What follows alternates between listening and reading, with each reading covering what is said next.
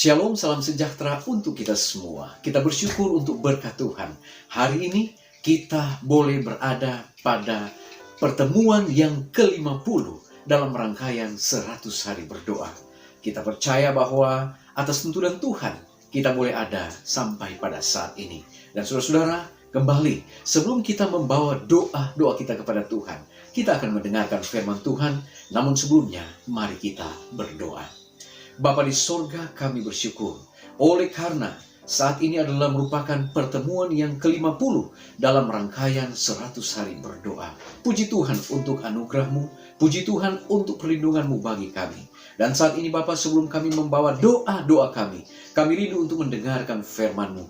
Berfirmanlah ya Allah, kami siap mendengar, dalam nama Yesus kami sudah berdoa. Amin.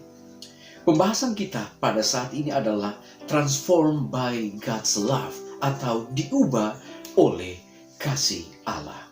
Firman Tuhan kita pada hari ini terdapat di dalam Yeremia 31 ayat yang ketiga. Aku mengasihi engkau dengan kasih yang kekal, sebab itu aku melanjutkan kasih setiaku kepadamu. Saudaraku yang kekasih, mungkin ada pertanyaan di dalam kehidupan kita. Bagaimana dengan kehidupan yang kita jalani pada hari ini?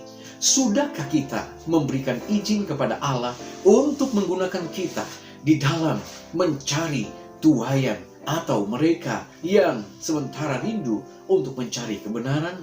Jika kita merasa jauh dari Tuhan, mari kita ingat bahwa Dia sedang menunggu dengan tangan kasih yang terbuka agar kita berpaling kepadanya. Dia tidak hanya ingin menyambut kita pulang, tetapi Dia juga memiliki tempat pelayanan khusus bagi kita masing-masing. Akankah kita membuka hati kita untuk panggilannya? Di dalam Alkitab, kita kenal seorang yang bernama Simson. Dia adalah salah satu dari hakim yang terkenal di Israel.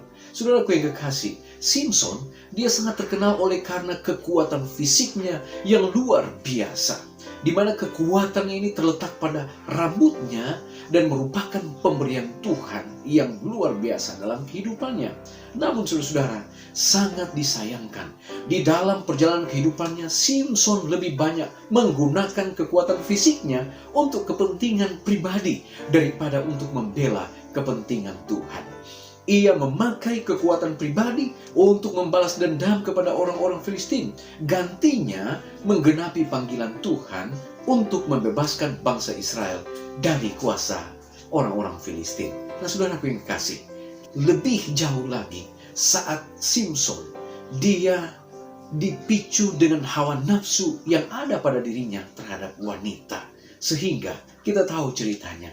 Akhirnya Delila dapat membujuk dia dan memberitahukan apa yang menjadi kelemahannya.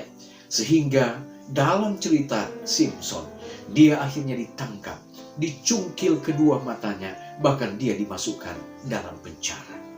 Namun dalam kisah ini, apa yang dialami oleh Simson? Dia ketika berada di dalam penjara, dia mengalami satu pertobatan yang sungguh-sungguh kepada Tuhan. Dia mencari Allahnya Israel. Dia menjadi seseorang yang mengalami pertobatan yang sungguh-sungguh kepada Tuhan. Saudara, ketika dia bertobat, dia merendahkan diri di hadapan Tuhan. Dia memohon campur tangan Tuhan dalam melawan musuh-musuhnya orang Filistin yang telah memenjarakannya. Dan saudara, akhir dari kisah Simson, ketika dia berada di satu gedung yang sangat besar dengan kapasitas kurang lebih 3.000 orang. Saat itu Tuhan mendengar doanya, Tuhan memberikan perhatian kepadanya, dan Tuhan memberikan kembali kekuatan kepadanya. Dan pada akhirnya dia merobohkan bangunan gedung itu dan membunuh semua orang Filistin yang berada di gedung itu, mulai dari pemimpin-pemimpin dan juga semua masyarakat orang-orang Filistin yang ada di dalamnya. Walaupun saat itu Simson mati dengan orang-orang tersebut. Saudaraku yang kekasih dalam Tuhan kita Yesus Kristus, pengalaman dari Simson terkadang juga menjadi pengalaman bagi kita. Tuhan telah memberikan akan kekuatan-kekuatan dalam kehidupan kita. Tuhan telah memberikan kepada kita berkat dalam kehidupan sehari-hari. Namun yang menjadi pertanyaan, apakah Kita menggunakan berkat-berkat yang Tuhan percayakan bagi kita untuk kepentingan pribadi atau untuk kepentingan pekerjaan Tuhan saat kita berada di atas dunia ini.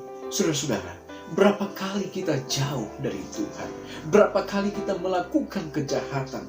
Berapa kali kita melakukan pemberontakan? Kita tidak menurut apa yang Tuhan perintahkan, melakukan hal-hal yang tidak diinginkan Tuhan. Namun saudara, ada saat di mana Anda seperti Simson. Ketika ditegur oleh Tuhan, saat itu Anda pun memutuskan untuk berbalik dan jadi pengikut Tuhan. Saudaraku yang kekasih, bertobat atau pertobatan merupakan satu tindakan manusia untuk memohonkan pendamaian dari Allah terhadap dosa-dosanya. Kita percaya bahwa Allah adalah Allah Maha Pengampun yang mau mengubah air mukanya. Kalau kita dengan penuh sesal mengakui keberdosaan kita, Allah tidak mungkin membiarkan kita terus-menerus dikekang oleh keberdosaan kita. Saat kita dengan jujur, saat kita dengan sungguh-sungguh mau datang ke dalam hadiratnya, memohon pengampunan dosa. Di dalam 1 Yohanes 1 ayat 9 mengatakan, jika kita mengaku dosa-dosa kita, maka Ia adalah setia dan adil. Ia akan mengampuni akan dosa-dosa kita dan menyucikan kita dari segala kejahatan dan kesalahan kita. Datanglah kepada Tuhan. Ketika kita telah jauh dari Dia, Dia pun masih memberikan kesempatan bagi kita untuk bertobat, untuk datang di bawah kaki salibnya. Saudaraku yang kekasih, di dalam Step to Christ halaman 13 dan halaman 15, di sana Nyonya White menuliskan, Allah Bapa mengasihi kita bukan karena pendamaiannya yang besar itu, tetapi Dia mengaruniakan pendamaian karena Dia mengasihi kita. Kristus adalah pengantara melalui mana dapat dicurahkan kasih-Nya yang tiada batasnya itu kepada dunia yang telah jatuh ke dalam dosa. Sebab Allah mendamaikan dunia dengan diri-Nya. Kasih yang demikian tiada bandingnya menjadi anak-anak Raja Sorga adalah merupakan janji yang amat mulia bagi kita. Tema yang paling perlu direnungkan saat ini adalah kasih Allah yang tiada teranya bagi satu dunia yang tidak mengasihinya. Apa jawaban kita?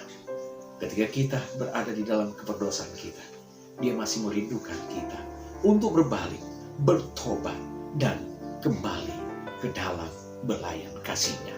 Tuhan Yesus memberkati kita pada saat ini. Saya berdalam nama Yesus. Amin. Saudara-saudara, kita akan datang pada doa saat ini.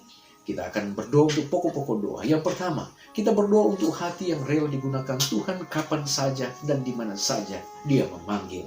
Yang kedua, kita berdoa untuk semua kegiatan penginjilan online dan penginjilan secara digital yang dilakukan oleh gereja yang sedang dimanfaatkan saat ini dan sangat memberkati banyak orang. Kita juga berdoa bagi orang-orang muda yang sedang berada di lembah keputusan untuk mengikuti atau melawan Kristus. Kita berdoa agar mereka dengan kasih dan kebenaran Yesus, mereka boleh melayani Dia sepanjang hidup mereka. Dan yang keempat, kita berdoa untuk banyak kelompok gereja di seluruh dunia yang tidak memiliki gedung untuk bertemu dan sedang mencari tanah untuk didirikan gereja. Kita berdoa agar Tuhan buka jalan untuk semua situasi ini. Baik saudara-saudara, mari kita datang kepada Tuhan. Kita berdoa. Bapa di sorga, kami manggil Engkau di dalam nama Yesus. Kami bersyukur untuk berkat-Mu saat ini kami boleh mendengarkan firman Tuhan. Biarlah firman ini dapat menolong kami, untuk mana kami boleh melihat akan kemurahan Tuhan dalam kehidupan kami. Walaupun kami manusia berdosa, kami sering mendukacitakan Engkau Tuhan. Namun kami tetap diberikan kesempatan untuk berbalik dan bertobat hari ini. Dan tolonglah kami Bapa, untuk mana kami boleh menjadikan Kristus yang pertama dan terutama, dan kami boleh mendapatkan jaminan keselamatan lewat apa yang Tuhan telah sediakan bagi kami.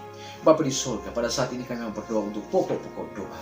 Di antaranya ya Bapa, kami mau berdoa, biarlah Tuhan akan menolong mereka yang memiliki hati yang rindu untuk melayani Tuhan, untuk diubahkan, dijamah oleh kuasa Tuhan, agar mereka boleh terpanggil untuk melayani sesuai dengan karunia dan talenta yang Tuhan percayakan. Kami juga berdoa saat ini Bapa, untuk orang-orang muda yang ada di seluruh dunia. Tolonglah mereka, agar mereka boleh memiliki komitmen untuk melayani Tuhan sesuai dengan talenta dan karunia yang Tuhan percayakan. Demikian pula Tuhan, Kami mau berdoa untuk penginjilan online yang saat ini sementara dilakukan di seluruh pelosok dunia. Tuhan berkati agar lewat media-media yang ada, itu semua boleh menjadi saluran perpanjangan kasih Tuhan, untuk mana orang-orang boleh mengenal Kristus sebagai juru selamat pribadi. Kami juga mau berdoa saat ini ya Bapa, untuk kelompok-kelompok gereja yang berada di seluruh muka bumi ini, yang kesulitan untuk mencari tanah untuk mereka mendirikan gereja. Ya Tuhan bantu, biarlah oleh kuasa Tuhan mereka boleh mendapatkan jalan keluar, sehingga mereka boleh mendapatkan tanah yang boleh mereka dirikan gereja, dan mereka juga boleh mendapatkan izin dari pemerintah setempat, di mana mereka boleh mendirikan gereja, untuk di mana umat-umat Tuhan boleh berbakti memuliakan Tuhan. Terima kasih Bapa, terimalah doa kami, ampuni dosa dan kesalahan kami. Dalam nama Yesus kami sudah berdoa. Amin. Baik saudara-saudara, pertemuan kita pada saat ini telah selesai. Tuhan memberkati kita. Mari berdoa, kita tidak berdoa sendirian. Tuhan Yesus memberkati kita. Amin.